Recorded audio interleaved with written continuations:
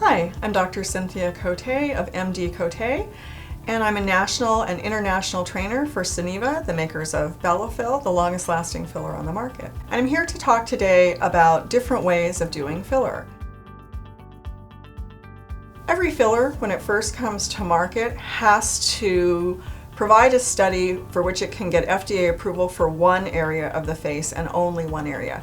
For most fillers before 2012, this area was what's called the nasolabial fold. The reason for that is because there's very little that can be damaged there, and as we age, the skin comes forward and down and begins to fall and make a crease there, so people associate that with aging. So that's the first way of doing filler, and it's the simplest way. However, as you age, it cannot be the most natural looking way. It's really good for people probably 40 and under, maybe even 35, kind of depending on your skin and how you've lived your life.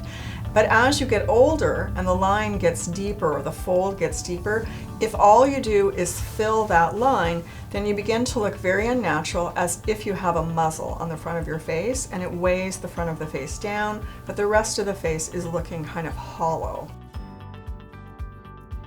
The second way of doing filler is by placing it in what's called the mid-face or the cheek area. And so it's usually done in this area so that it can approximate some of the fat pads that have shrunk over the years in the cheek and on the whole outside edge of the face.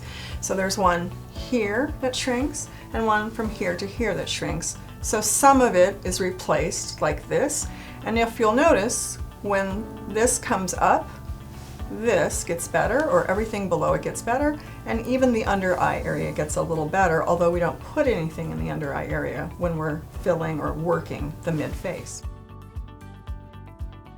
The third way, and the most complicated, but also the most natural way of doing filler, is by starting at the top where the loss of the fat pad started. Now, if you're a woman over 45, you have probably stood in the mirror and held back around your eyes or around your cheeks or at your temples and said, wow, that looks so much better. I wish I had the money for a facelift. Actually, you don't need to have a facelift these days to get that look, because that's the third way of doing filler. From the top of the temple all the way around to the outside edge of the face, including that mid-face cheek. And that's a much more natural looking facelift because it can be done with a natural looking product. It's much more common to use a much more long lasting product because it takes more syringes. So typically something such as Sculptra or Bellafill will be used.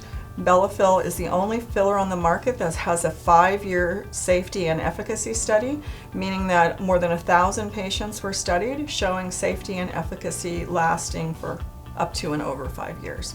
So that's the best thing, in my opinion, to use on the outside edges of the face, and it gives the most natural look.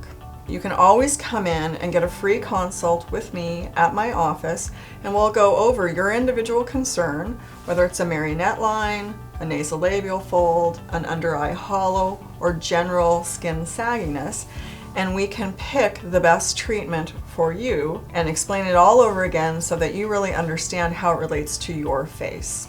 Thanks, and we're looking forward to seeing you at MD Cote.